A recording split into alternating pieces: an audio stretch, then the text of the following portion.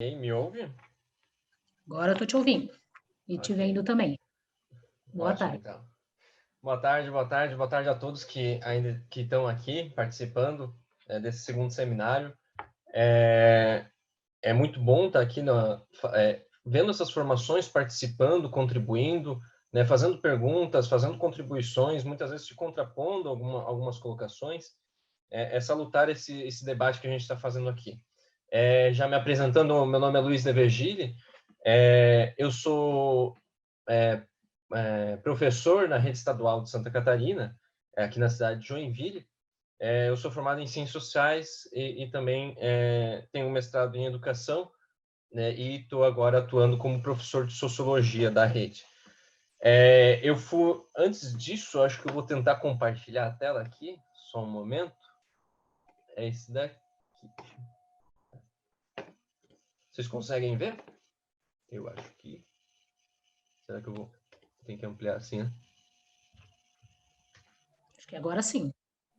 Vou colocar em apresentação de slides. Isso. Aqui. Ok. Então, estou responsável por esse informe da mesa 2, né, de como lutar pela educação pública gratuita e universal, construindo uma direção revolucionária na educação. Né, antes de começar, né, eu acho que muito já foi falado sobre educação pública gratuita, né, e universal e para todos, né, também foi falado da experiência da União Soviética, né, e a gente também falou em alguns momentos aqui sobre revolução, sobre revolucionários, né? Só que o termo revolução, revolucionário, muitas vezes é utilizado de diversas formas hoje em dia, né? E muitas vezes é tido com um estranhamento ou uma confusão do que é revolucionário, o que é revolução, afinal, o que essas pessoas defendem, né? E só fazer uma jogada de imagens aqui, né? Colocando o revolucionário no Google Imagens, essas são algumas que aparecem. Né? Por que eu fiz esse exercício? Porque o termo revolucionário é utilizado de diversas formas hoje em dia. Né?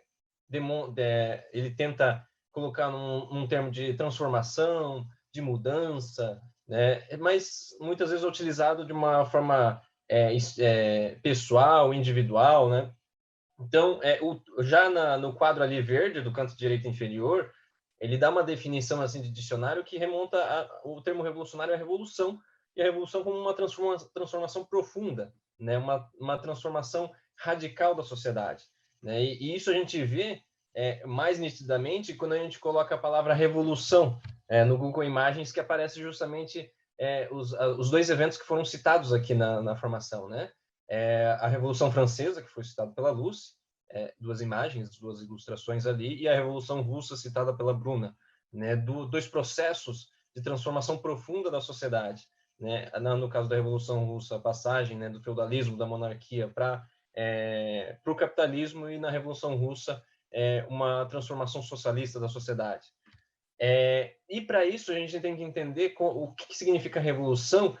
São as pessoas não que têm uma característica pessoal, qualidades pessoais, né, algo desse tipo, ou um herói, muitas vezes remontado à ideia de um herói, mas o revolucionário é aquele que entende que a sociedade atual ela precisa passar por uma transformação radical.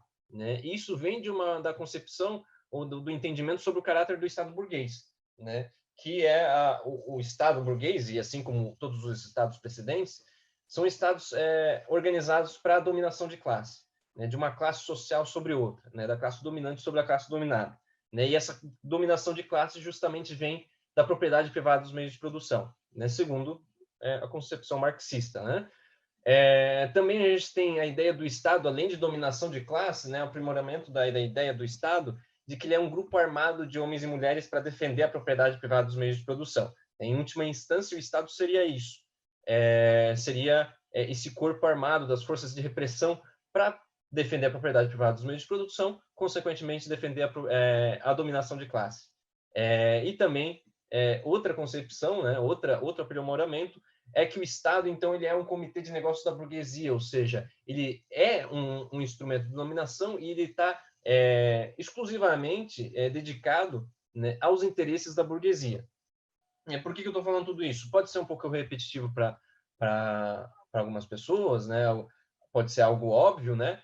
Mas a partir do caráter do Estado burguês, a gente tem dois caminhos, né? A ruptura, a transformação radical, um processo revolucionário de destruição do Estado burguês ou um melhoramento por dentro do próprio Estado burguês, né? E daí a gente entra no que já foi citado, no que já foi comentado ali por alguns, sobre as posições reformistas, as posições revolucionárias, né? E a ideia do reformismo, basicamente, é de que se conserte o Estado burguês, né, aparando as arestas, vamos dizer assim, ou melhorando dentro do próprio sistema de classes, né? E o entendimento revolucionário é que isso é impossível. É impossível conciliar os interesses de duas classes antagônicas, e ainda mais dentro do Estado criado como uma ferramenta para essa dominação.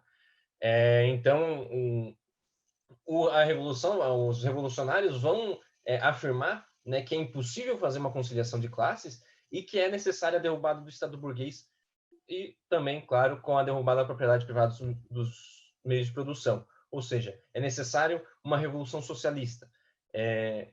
E a posição reformista, né, durante muito tempo, ela tentou fazer o Estado burguês algo mais palatável, vamos dizer, mais humano, um capitalismo mais humano, né, mas já desde o início do século XX, com a degeneração do capitalismo, é importante dizer que o capitalismo ele passa por um processo de transformação, de uma grande progresso, né, no início, né, derrubando o feudalismo, derrubando toda uma sociedade atrasada e implementando um progresso econômico, um progresso social, até como mencionado pela Lucy, né, uma proposta até da Revolução Francesa ou de alguns setores da burguesia, o Estado, a educação pública gratuita para todos, não é implementada, só vai ser implementada na Comuna de Paris, mas o Estado burguês ainda implementa, e o capitalismo ele implementa algumas transformações na sociedade. Mas a partir do século XX ele adquire um caráter não só não progressista, como algo degenerado, algo destrutivo. Né? E a gente já vê a primeira posição de que o reformismo não é nem só desejado, como não é possível, com a Rosa Luxemburgo, no início do século XX, né? Que ela com um conflito ali com a social-democracia sobre a aprovação dos créditos de guerra para a Primeira Guerra Mundial, né, a Rosa Luxemburgo, entre outros também, revolucionários, apontam que o caminho do reformismo se acabou. Né? O reformismo começa a ser uma correia de transmissão dos interesses da classe dominante.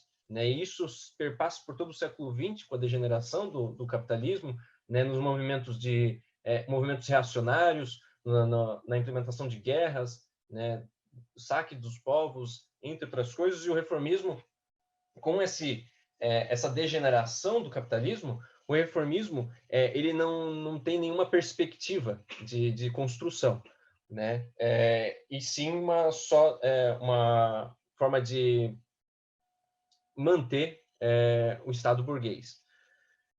E a posição revolucionária é que é necessário construir uma perspectiva de transformação da sociedade, e para isso é necessário criar as suas próprias instâncias. Se não dá para contar com o Estado burguês, é necessário criar seus próprios métodos, né, de organização, de democracia, né, de independência política, de independência econômica, como foi citado aqui também, né, nas campanhas financeiras.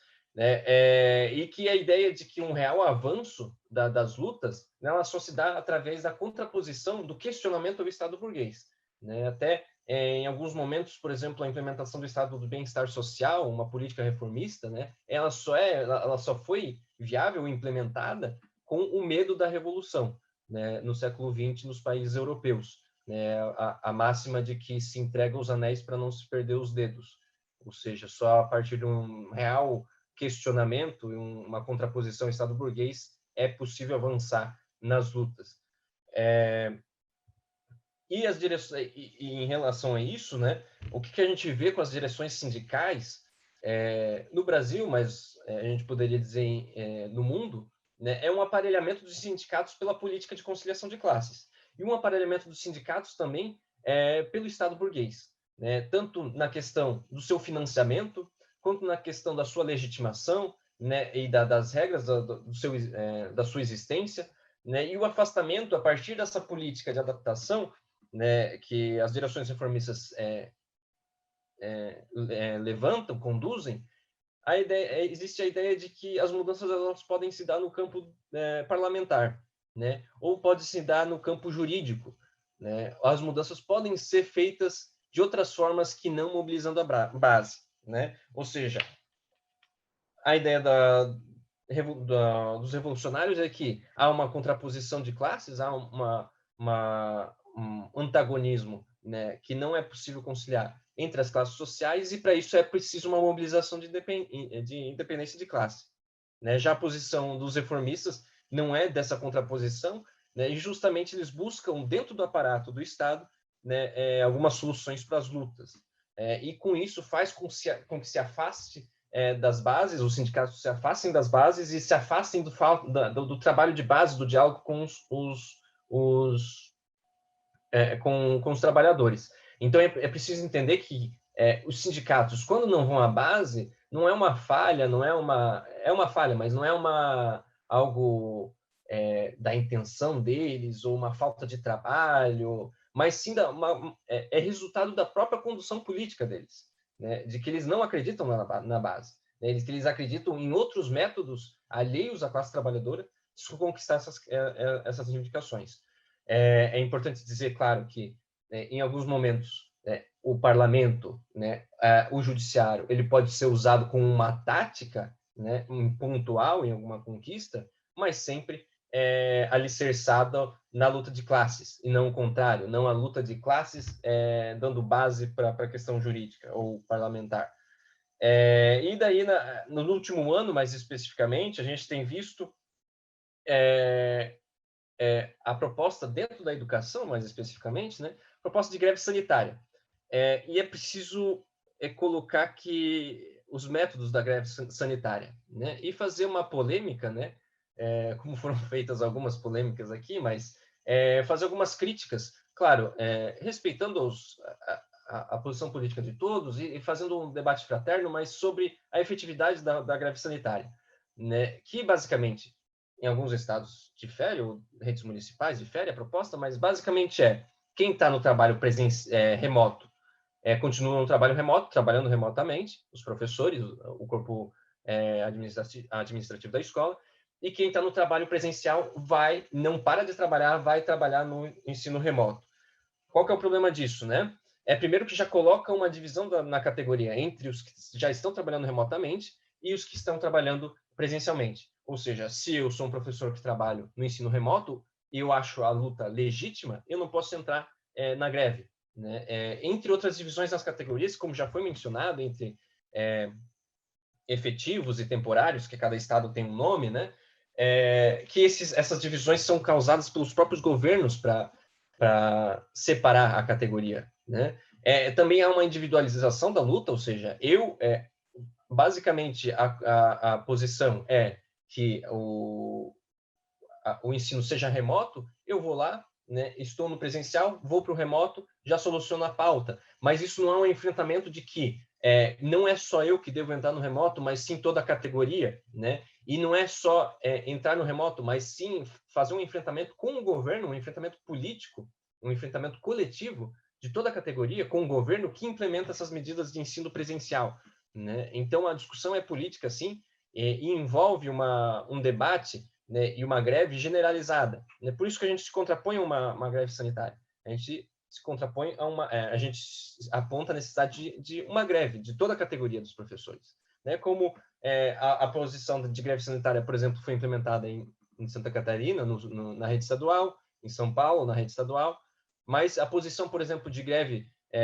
total foi algo implementado, por exemplo, na rede municipal de Florianópolis, né? Então, essas diferenças que a gente vê, né? E a gente vê a condução, a gente vai ver mais para frente, a condução da greve em São Paulo e em Santa Catarina, e como se deu essa proposta de greve sanitária, né? Outra questão que foi colocada durante a pandemia, que foi citado pela Maiara no começo, que é a palavra de ordem ano letivo se recupera, vidas não, né? Que é algo positivo, no sentido de que é necessário que se preserve a vida dos trabalhadores, mas apaga o debate, a defesa das condições de trabalho e as condições de estudo durante a pandemia, durante o ensino remoto, né?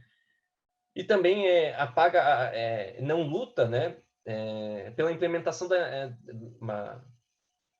contra a intensificação do trabalho, né, depois dos recessos, a suspensão dos semestres, né, o achatamento de semestres em um só, como tem ocorrido na Universidade Nacional, na UNB, em outras universidades, né, o achatamento da carga horária, né, um sobretrabalho, o fim das férias, né, entre outras coisas, né, se deixa esses debates debaixo do tapete, né, porque não há um combate efetivo contra as posições do governo.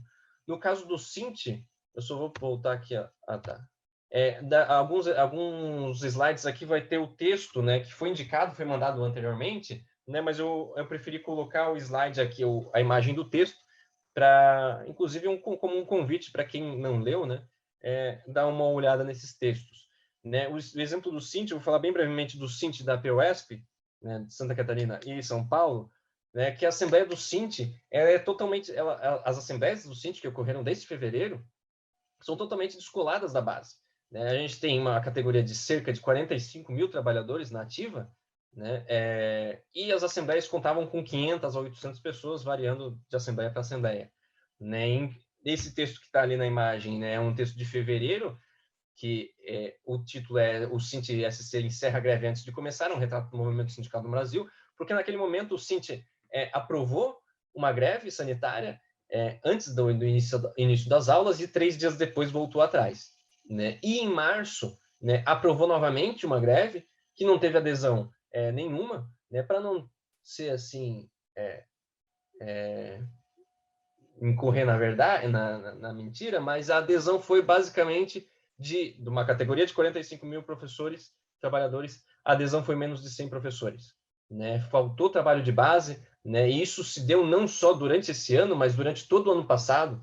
Né? Como foi falado, né? Não houve o debate sobre o ensino remoto, as reivindicações de condições de trabalho e condições de estudo durante o ensino remoto, e as direções elas chegam ao absurdo, né, que é difícil estar numa assembleia e ouvir, né, de culpabilizar a base por não fazer a greve, né, e não aderir, né, dizer que a base é atrasada, que os trabalhadores estão nem aí, né, algo assim, falas de arrepiar durante a assembleia. Né? E no caso de São Paulo, na PUESP, né, tem dois textos aqui que falam sobre como a própria direção do sindicato ela orienta a furar a greve em áudios vazados, né, e toda uma farsa, né, toda uma fraude, né, na própria condução da greve sanitária, mas queria focar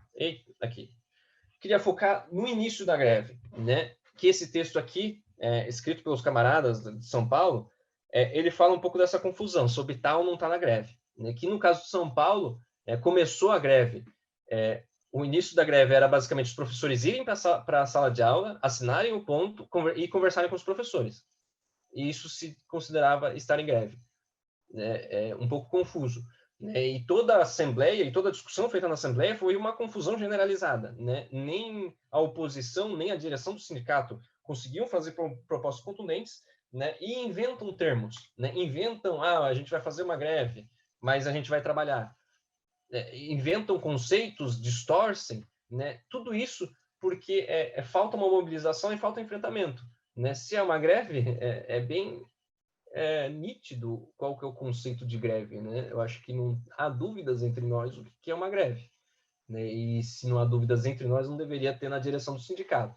E não há dúvidas, inclusive. Né? De novo, não é uma confusão, não é algo, um atrapalho das direções, é resultado da política, né? De conseguir isso, as reivindicações da categoria, a partir de ações judiciais, do parlamento, entre outras coisas, e não na própria base, e não na própria mobilização dos trabalhadores. E adentrando já na questão dos estudantes, só vou conferir aqui meu tempo,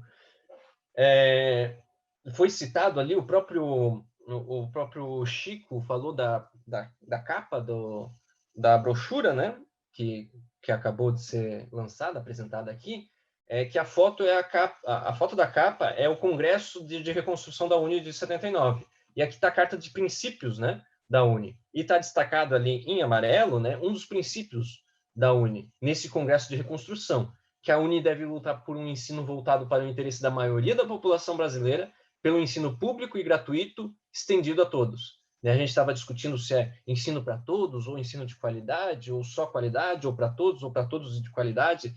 Aqui já está a discussão histórica que é feita dentro do movimento estudantil, de que é um ensino universal, né? E é esquecido durante essas décadas, desde o Congresso de Reconstrução da UNE, de 79, foi esquecido pelas direções estudantis. E eu vou colocar 2 exemplos mais recentes durante a pandemia. Eu poderia falar de várias coisas aqui, né? Poderia falar, por exemplo, da pauta... Faltam 10 minutos.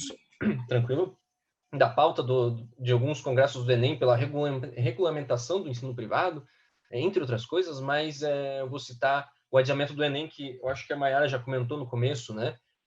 De que o Enem ele é uma ferramenta de exclusão dos jovens, né? Ele não garante o acesso aos jovens, dos jovens ao ensino superior, pelo contrário, ele exclui, né? Nas edições do Enem, a maior que teve, que foi ali por 2016, 2017, maior em número de inscritos, chegou até 8 milhões, e a partir desse ano tem decaído até chegar nesse último ano com uma evasão bem grande, uma ausência, falta de inscrições, diminuição de inscrições bem grande, né? Isso demonstra, por exemplo, a dificuldade dos estudantes ingressarem até mesmo no ensino privado, né? A evasão, né? As dificuldades econômicas de se inserir no ensino privado. Mas desses milhões que se inscrevem no Enem, cerca de 4 milhões, só 250 mil vão entrar na universidade pública. Isso é cerca de 5%. Né? E a gente se pergunta, para onde que vão os 95%? Né? Os 95%, alguns vão para o ensino privado, a maioria não vai para lugar nenhum. Né? Fica sem o direito à educação. Né? Isso ressalta de que essas políticas, né, de seleção para o ensino superior, ela só ressalta o caráter meritocrático no acesso do ensino superior. Né? E muito foi falado na palavra de Enem, né? Esse texto ali de 28 de maio, né, escrito pela Mayara, vem de uma discussão que se teve em maio, junho do ano passado, sobre o adiamento do Enem. Né? É claro que era necessário o adiamento do Enem no sentido de não fazer uma aglomeração numa pandemia, né, por uma questão sanitária, mas o debate do Enem não estava alicerçado muito nisso, mas as argumentações eram que fazer o Enem naquela data estipulada anteriormente não daria tempo para os estudantes se prepararem. Né? E a gente teve o adiamento do Enem, e teve tempo para os estudantes se prepararem, né? Óbvio, provavelmente não, mas não é esse o caso, né? Porque não é o caso de os estudantes se prepararem ou não para o acesso para a prova do Enem. Né? O caso é que, por mais que todos os estudantes, os 4 milhões de estudantes, se preparem, estudem 16 horas por dia, só 5% vai passar. Né? Essa questão. Né? Vai existir a exclusão. Né? Isso tudo porque não se ampliam as vagas no ensino superior. É por isso que a nossa palavra de ordem, né, esse texto, a gente colocou como uma oposição, uma crítica ao Enem, né, por não citar essa exclusão, que é o Enem, que a gente tem discutido há anos isso, né, e nossa palavra de ordem, né, pelo fim dos vestibulares, né, e vaga para todos no ensino superior. Né? Outra discussão que se teve no meio da pandemia, né, outro texto, a imagem de texto, é a discussão sobre o Fundeb. Né, que foi um pouquinho depois, foi em julho ali, acho que foi julho e agosto, final de julho, começo de agosto, a aprovação do Fundeb, e muitas centrais sindicais, entidades estudantis, partidos, colocavam que se não aprovasse o Fundeb seria a desgraça, né, o apocalipse da educação no Brasil. Sendo que a nossa concepção é de que esse fundo de investimento, na verdade, ele não garante o dinheiro para a educação. Na verdade, ele limita o dinheiro àquela parcela da educação.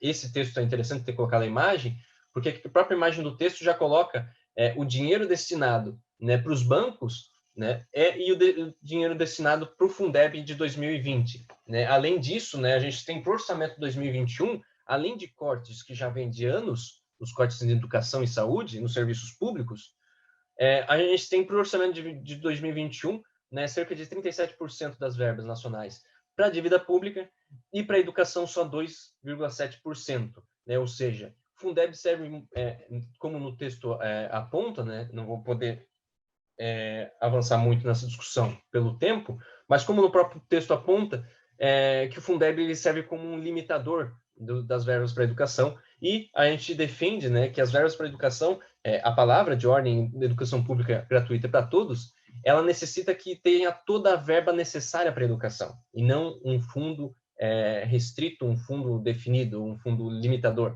né? E, de novo, o Fundeb também foi aprovado, assim como o Enem foi adiado, o Fundeb também foi adiado, e ele não solucionou, né, as contradições que a gente tem na educação brasileira.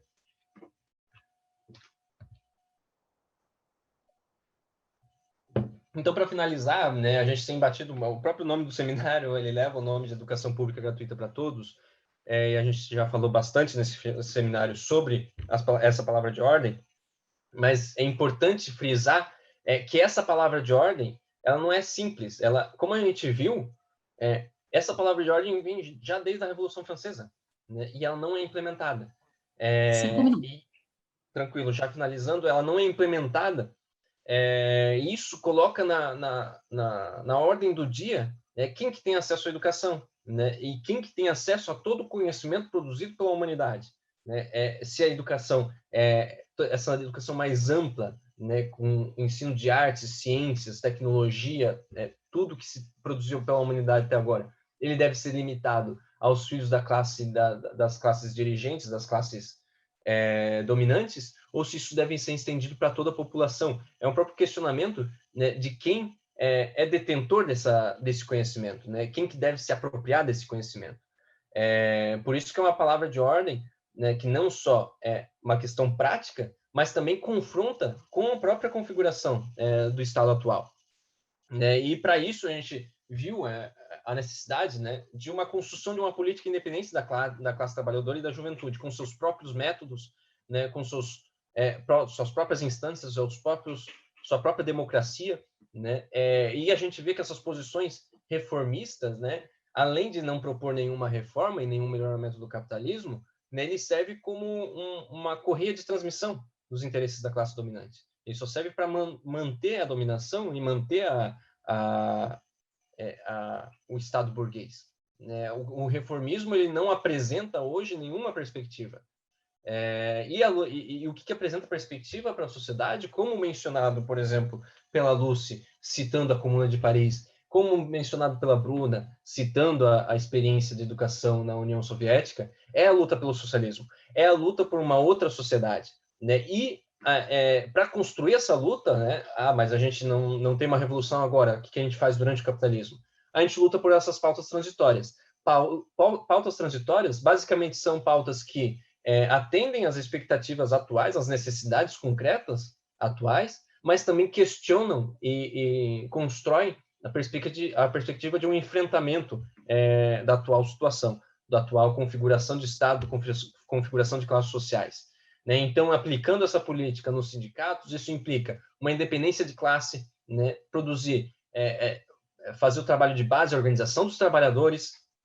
A independência financeira não está atrelada, a parte financeira dos sindicatos não está atrelada ao Estado, não está atrelada a acordos coletivos, ou está atrelada a empresários ou qualquer coisa que o valha.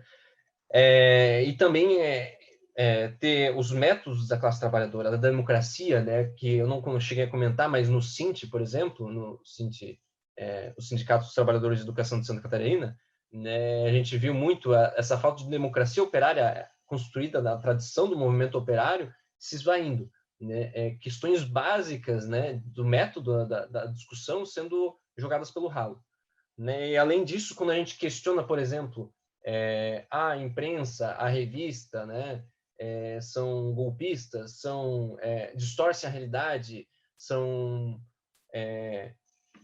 mentirosas, obviamente que sim, né? A grande mídia tem esse trabalho, né? Mas cabe a nós construir uma outra perspectiva, uma alternativa, né? E construir a imprensa operária dentro dos sindicatos, dentro das organizações de estudantes, né? Fazer esse contraponto, né?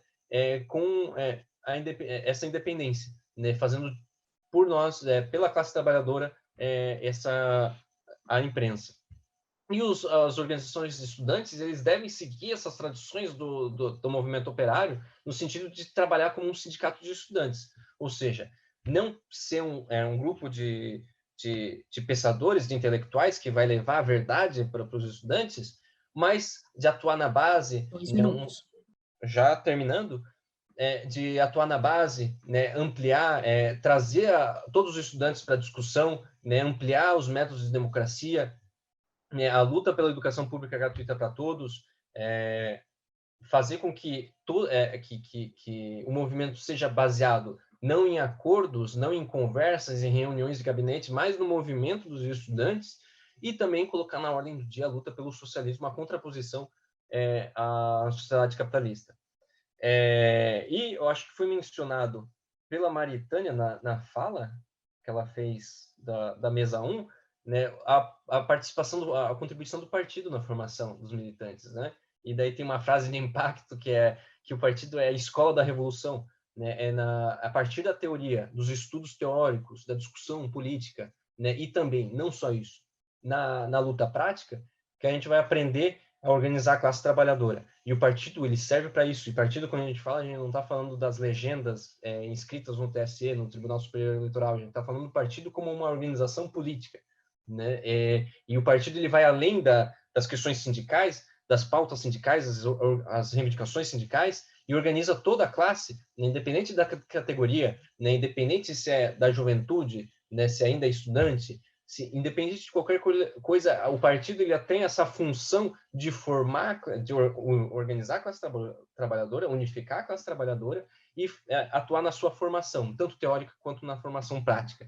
E para finalizar de vez daí, né, para os revolucionários, né, a principal tarefa é elevar a consciência de classe dos trabalhadores, né, denunciando a dominação de classe, organizando a classe operária pela derrubada do sistema de classes, rejeitando veementemente a política de conciliação de classes e lutando por uma política independente e pela tomada de poder pelos trabalhadores. Encerro aqui, eu só vou tentar encerrar aqui o compartilhamento. Aqui, eu acho que foi. Deu. Encerro aqui minha fala e agradeço pela atenção e pelo espaço.